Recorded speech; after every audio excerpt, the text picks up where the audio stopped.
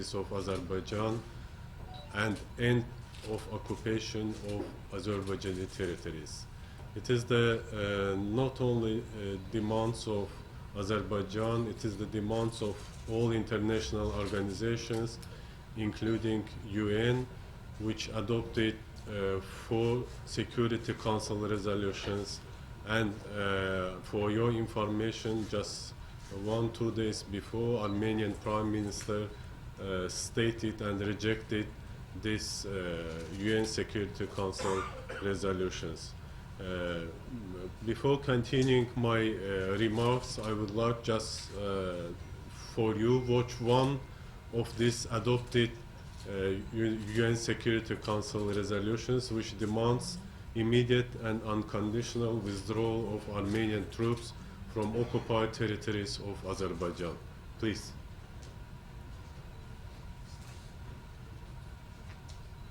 Faris.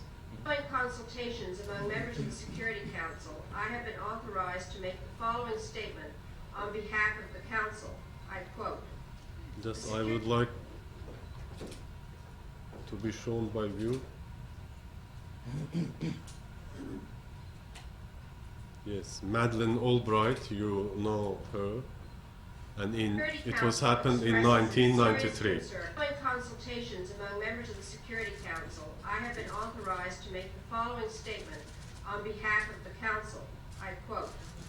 The Security Council expresses its serious concern at the deterioration of relations between the Republic of Armenia and the Azerbaijani Republic and at the tensions between them. The Council also expresses its deep concern at the recent intensification of fighting in the area of Fizuli. The Council condemns the attack on the Fizuli region from the Nagorno-Karabakh region of the Azerbaijani Republic, just as it has previously condemned the invasion and seizure of the districts of Kalbajar and Agdam of the Azerbaijani Republic. The Council demands a stop to all attacks and an immediate cessation of the hostilities and bombardments which endanger peace and security in the region, and an immediate, complete, and unconditional withdrawal of occupying forces from the area of Fizuli and from the districts of Kalbajar and Agdam and other recently occupied areas of the Azerbaijani Republic. The Council reaffirms the sovereignty and territorial integrity of the Azerbaijani Republic and of all other states. Occupation of Azerbaijani territories. We were holding negotiation process more than 28 years in order to achieve all these demands adopted by UN Security Council. But unfortunately, Armenia, acting contrary to negotiation process and is trying to consolidate the status quo regime based on occupation. First of all, I would like to mention that how this situation was escalated and the tension increase is in the region. For all will be much interesting, I think, that to know the reason. But if we will go to the reasons, it started by the coming to the, even before the coming to the power of the current PM of Armenia prior to his election on 8 May 2018. He raised the issue of participation of the illegal regime established in the occupied territories of Azerbaijan as a party to negotiations. Before 2018, we were holding negotiations with Armenia, but by his statement, he started to try to involve the so-called regime of Nagorno-Karabakh as a party of this negotiation.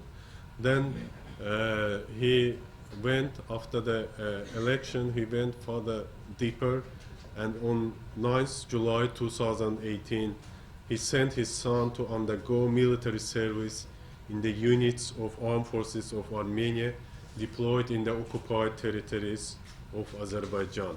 This is just a few main points I am giving for you. And then ahead of start of the Pan-Armenian Games, Nikol Pashinyan declared that Nagorno-Karabakh, Artsakh, by their calling, is Armenia.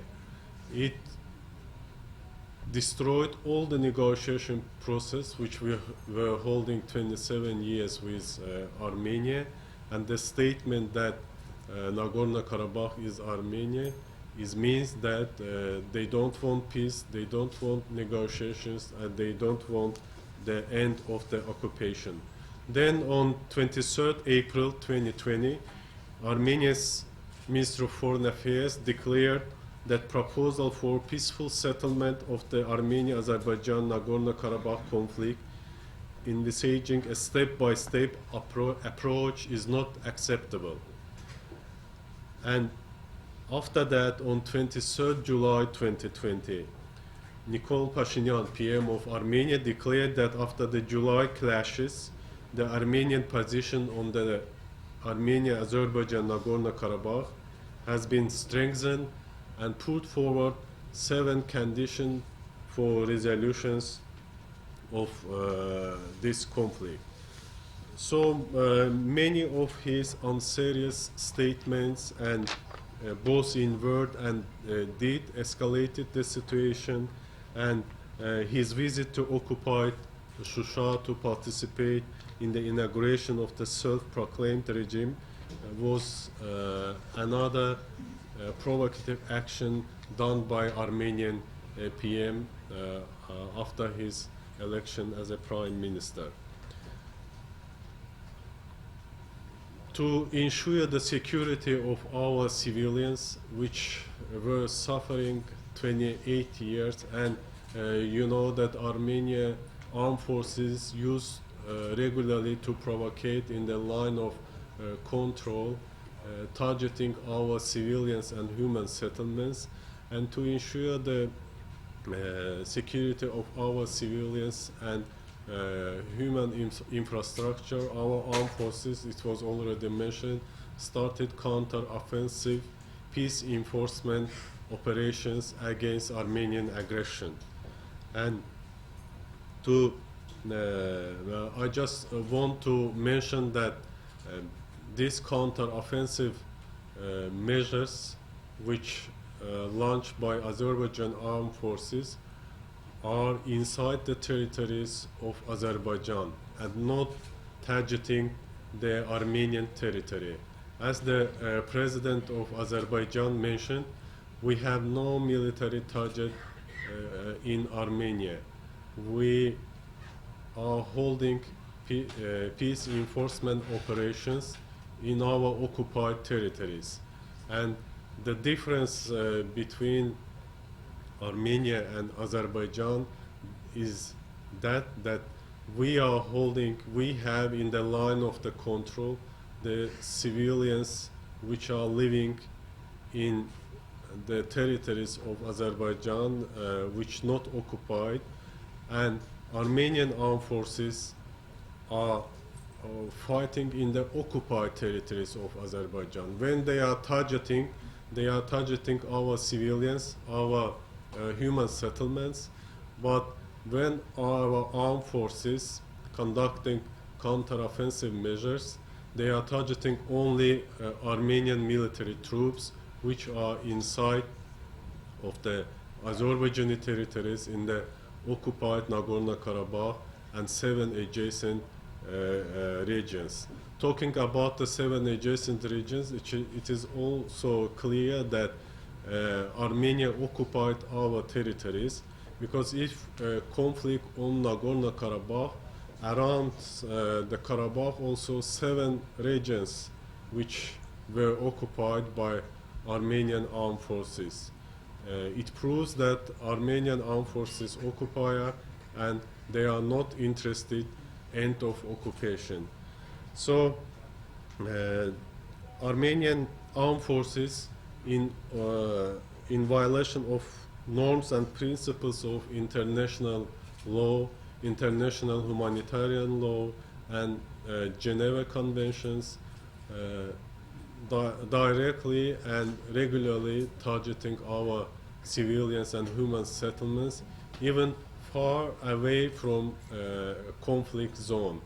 And they are targeting our civilians not from the occupied territories, they are targeting also from the Armenian owned territories in order to provocate, in order to enforce Azerbaijan to target Armenia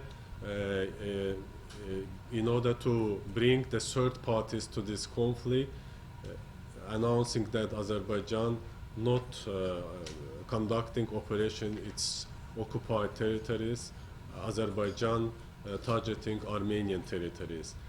It is a clear demonstration of provocation, but it was already shown and video was shown on the purpose to show all of you that with the modern weapons and systems, we are targeting directly the armed forces of Armenia, not the civilians, not the human settlements. And attacking civilians from its own territory, Armenia aims also to instigate Azerbaijan to retaliate and as a result to involve CSTO military bloc into the conflict, which Armenia is a member of it. What I would like to mention that it was already comprehensively was given information. The world community must take concrete measures and actions against occupier and provocator Armenia, and world countries should put the principal position on this conflict, because it is clear that Armenia occupied 20% of territories of Azerbaijan, and UN Security Council resolutions also demanding end of this occupation. South Caucasus will never have peace and security until Armenia liberates the occupied territories of Azerbaijan.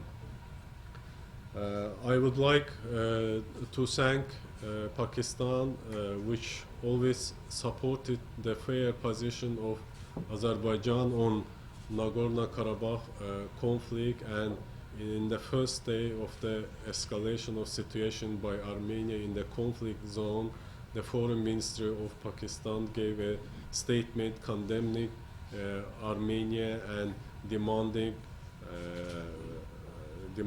the stop of the military aggression against Azerbaijan.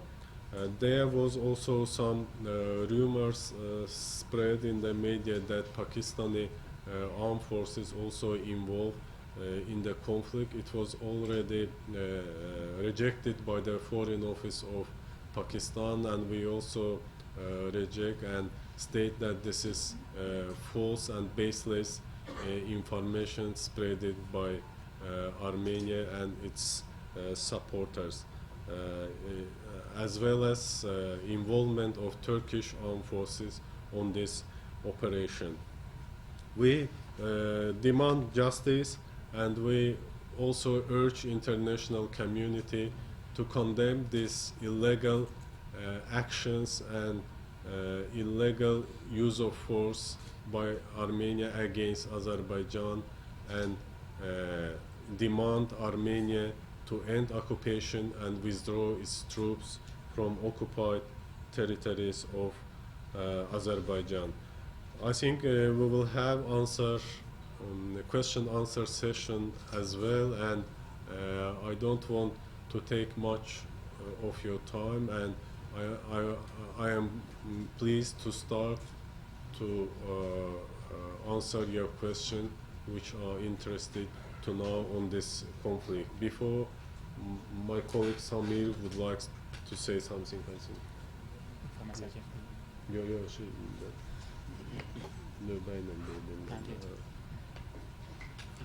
Thank you very much, Excellency, for your remarks on the topic. Now the floor is open for Q&A session, question and answer session. We will have 30 to 40 minutes for this session. Please raise your hand if you have a question, and assistants will bring mic to you. And please first introduce yourself, mention to whom your question is addressed to, and then please kindly try to make your questions short and clear so that we can accommodate as many questions as possible. Thank you. Please. Naveed from iNews. My question is the Excellency Ambassador, that what are the bases of Armenian claim that Pakistani forces are fighting along with the Azerbaijan forces against the Armenia? There should be some basis of it. And secondly, how Azerbaijan value the Pakistan diplomatic, strategic and moral support to Azerbaijan on this issue? Thank you.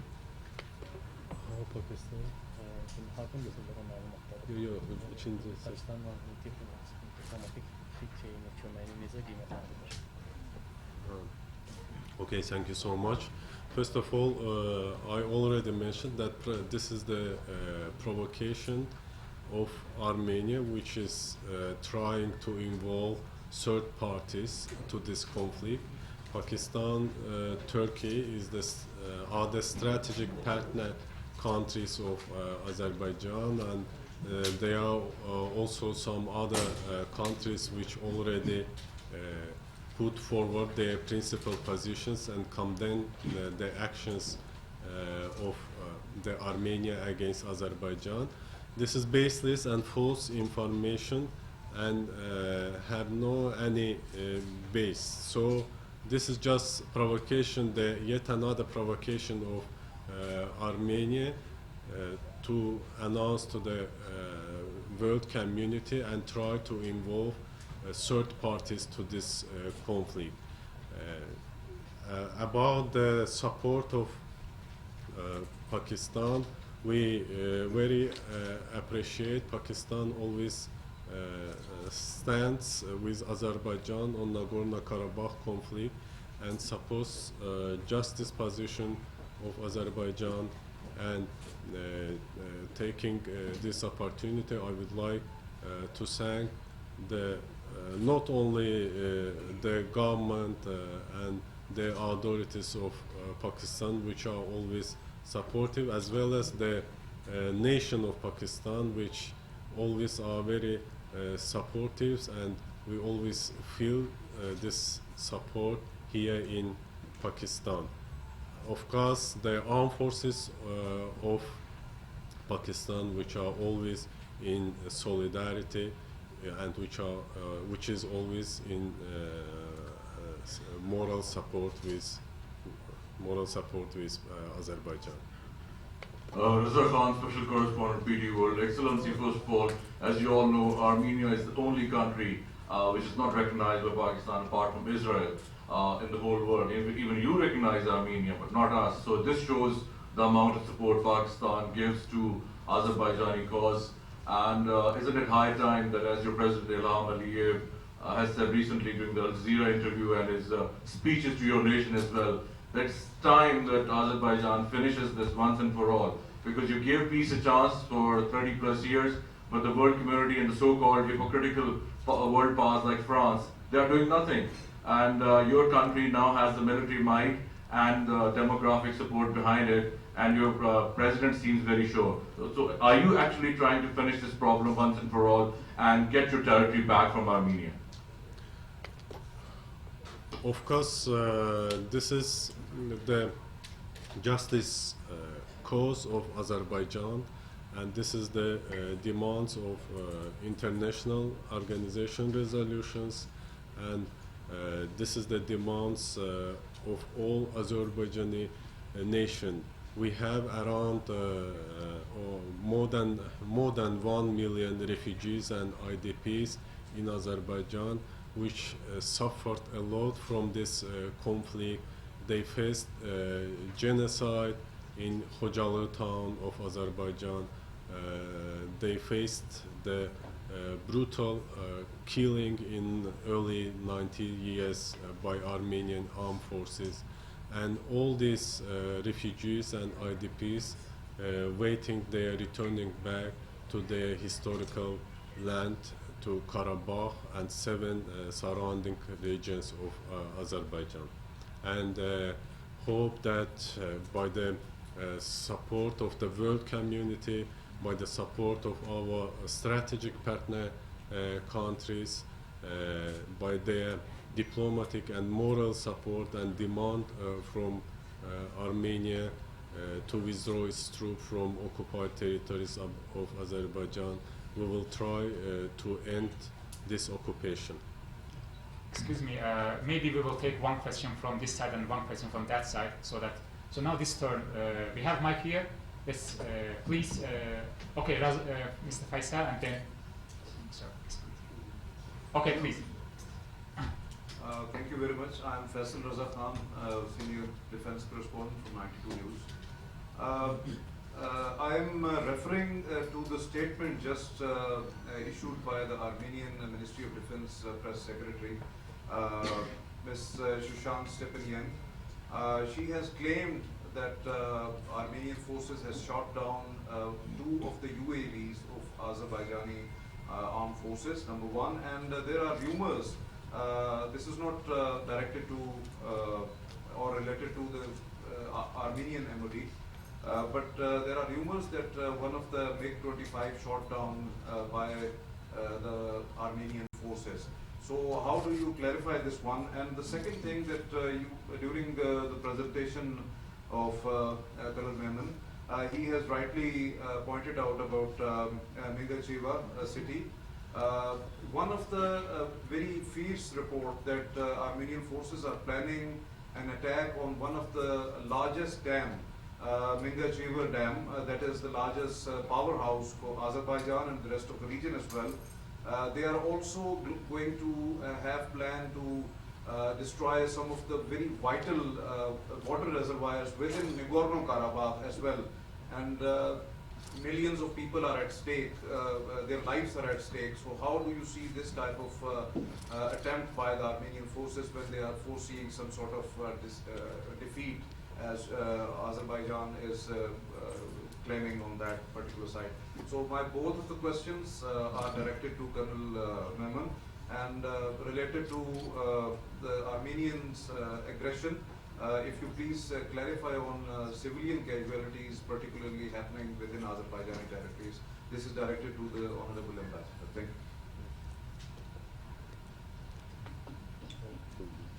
Thank you so much. Very important topic you touched upon. Actually, as I already mentioned, I only listed only 3 of those the fake information that Armenian, the defense ministry spokesperson, has been spreading for last more than 10 days. Even though the Armenian forces are being defeated, and we have many video footages where you can see, even it is available on the net as well, you can see how Armenian troops, they are just leaving behind all the weapons, all the tanks, trucks, the vehicles, all the military, the hardware, and they are running away from Azerbaijan forces. And 250 only, actually this is the yesterday's information, 250 Armenian soldiers and officers, they surrendered to Azerbaijan. And just coming to your question, that they were all the UAVs and all the aircrafts of Azerbaijan Air Force, they are all intact and they are actually in the base.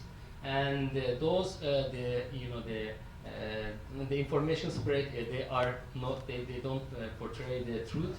And just to highlight the reason why the Armenian side, they are using such information, because their armed forces, their troops are demoralized, and in order to actually give the motivation to the troops, as well as to satisfy the domestic the environment in Nagorno-Karabakh as well as in Armenia, so they are using such disinformations.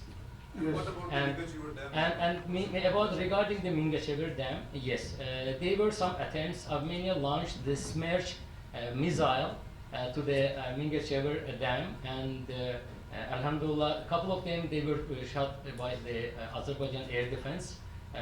But few they fall. But alhamdulillah, they didn't explode. They were cluster bombs, the missiles with the cluster bombs, and they didn't explode, and there was no damage to the Mingachever Dam. But still, Azerbaijan government, the calls upon the international community to just take this the threat of Armenia very seriously, because if it happens, it is going to cause the humanitarian crisis in Azerbaijan, and then all the responsibility will fall on the shoulders of Armenian leadership. Thank you. Thank you so much. I think about the civilian casualties, information were already given. For information, according to the information of 8 October 2020, at 12 o'clock, 31 civilians have been killed and around 150 wounded.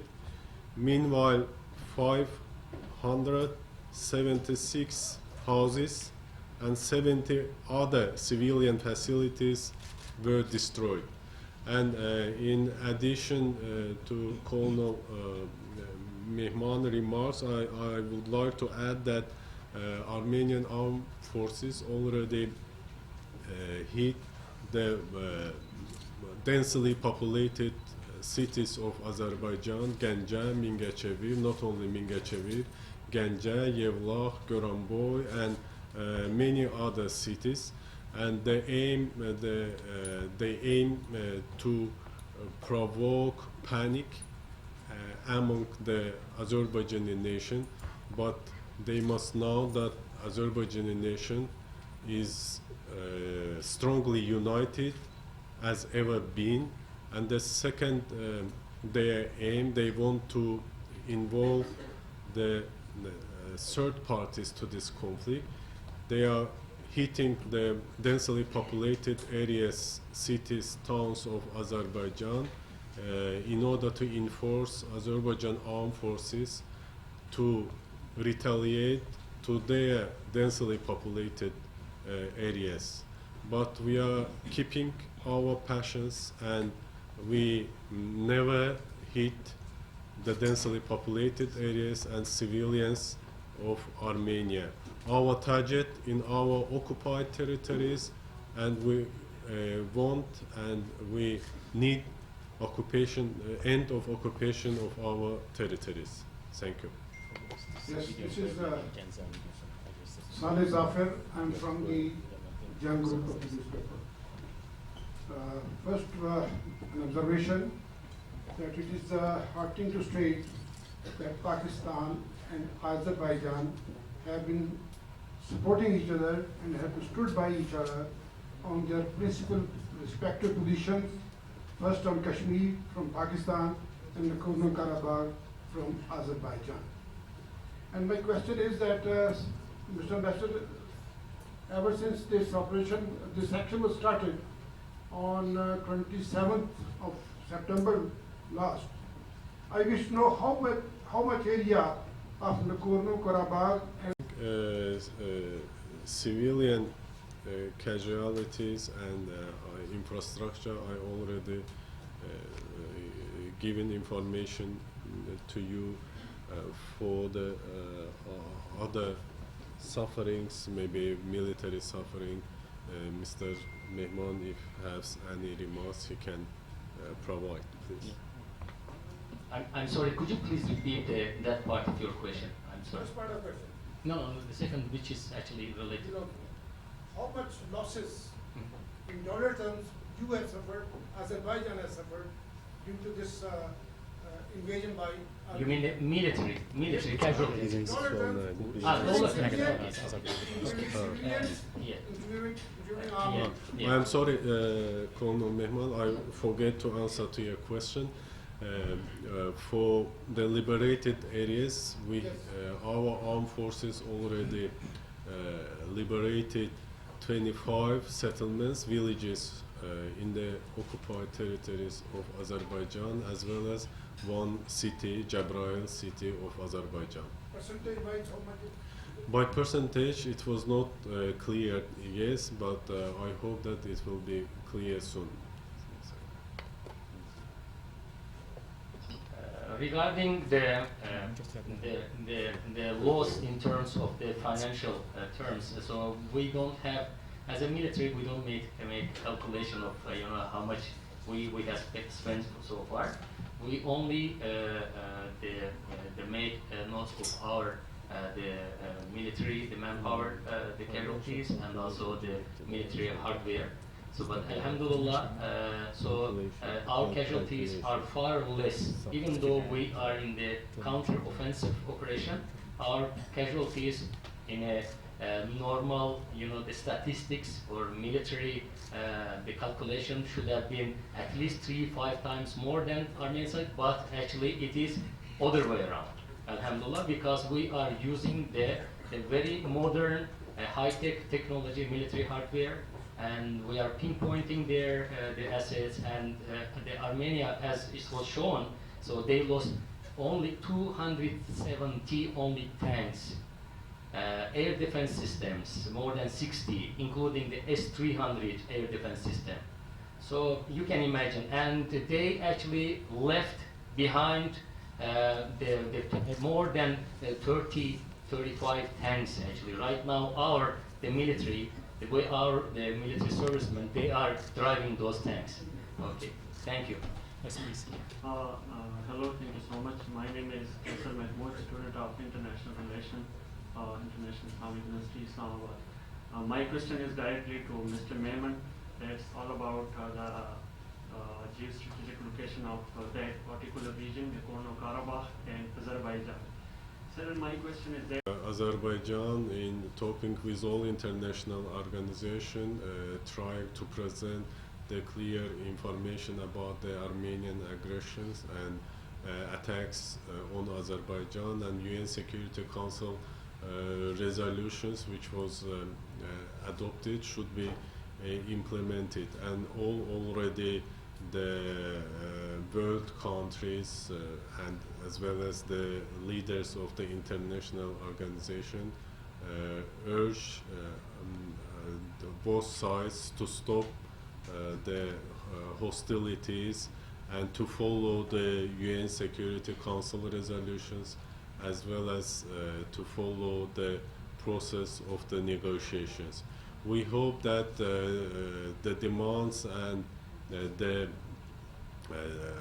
not only UN Security Council resolutions, other international organizations as well will be fulfilled by the aggressor Armenia, and they will end occupation of our territories, Azerbaijani territories, soon.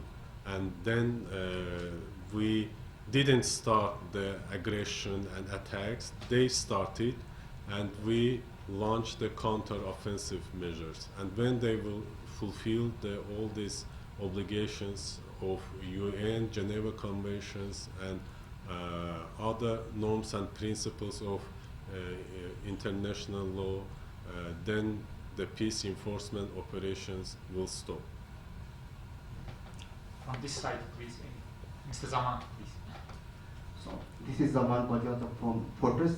My question to His Excellency Ali Alizada. Armenia is projecting this conflict into a holy war of Christianity. How do you see this projection of this war, this conflict, and what do you think about the role of CSTO in this conflict?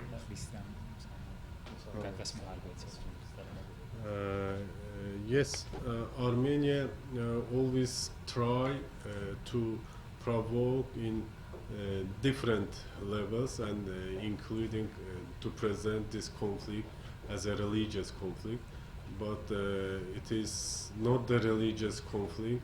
Azerbaijan is the peaceful and multicultural country, and all the representatives of the different religions live in Azerbaijan and coexisting together with Azerbaijani people. So it is not the religious conflict, it is the bilateral conflict between Armenia and Azerbaijan. Thank you. From, Mr. Anwar, please. Anwar Abbas here from Bol News. Excellency, I would like to ask that as your forces are on the way to victory at the moment, they are victorious, they have liberated 25 villages and 1 city. So, the counter-offensive which has been started by Azerbaijan, will it continue to take back all the Karabakh occupied regions that have already been occupied by Armenia, or if you are offered with some peace deal, you will choose to start dialogue? And secondly, the Armenian forces, they are targeting BTG gas oil pipeline, the strategic assets of Azerbaijan. They are now going to start targeting strategic locations. Do you have any plan to respond in the same manner by hitting their strategic locations? Thank you. I have a supplementary on that, please. Please. I think, yes, please. Yes, he has already asked about the military issue, but here is OSCE, which was the organization, the Conference on Security and Cooperation in Europe, and they have a very vital role, that Minsk Group, to resolve Armenia and Azerbaijan long-standing this issue peacefully through negotiation. So whether right now it looks that Armenia and Azerbaijan both are not ready for negotiations. So is it that Azerbaijan is going to have some sort of negotiations at this particular part in time, or Minsk Group is stand still at its position? I think first I would like to mention that President of Azerbaijan already stated that we are ready to go to negotiations if the Armenian side and Prime Minister of Armenia will take back his words that Karabakh is Armenia, first of all, and second, if he will set a timetable of withdrawal of the occupation troops from the historical territories of Azerbaijan, then we will be ready to start to negotiations, and yes, and all this process will be done legally by the observation of the OSCE, and if they will sign all this obligation, then we can start all this negotiation process. The second, also about the heating of the pipeline of Azerbaijan, Baku-Tbilisi pipeline, there was attempt to heat pipeline of Baku-Tbilisi-Ceyhan pipeline of Azerbaijan, but attempt was failed by the armed forces of Azerbaijan and defeated. We are not going, I was already mentioned, I have already mentioned that we are not going to target the civilian infrastructure and civilians of Armenia. Our conflict, our war in our territories, occupied territories, Armenia, and we want the end of occupation of our own territories. From this side, any question? And I think there was OSCE. Yes, I think OSCE member countries, the co-chairmans, they were also embarrassed by the statement of the Armenian PM when he stated that Nagorno-Karabakh is Armenia, and this was one of the reasons of the disrupting the negotiation process and bringing situation to this level. Thank you. Okay, any questions? If no, then maybe we can conclude. But Maybe as Colonel Mehman suggesting one video when they targeted our city Genge, the second largest city of Azerbaijan, and they hit by Armenian armed forces, hit by missile the market of the city. Tehran, Ibrahimova is clearing of the damage done to her.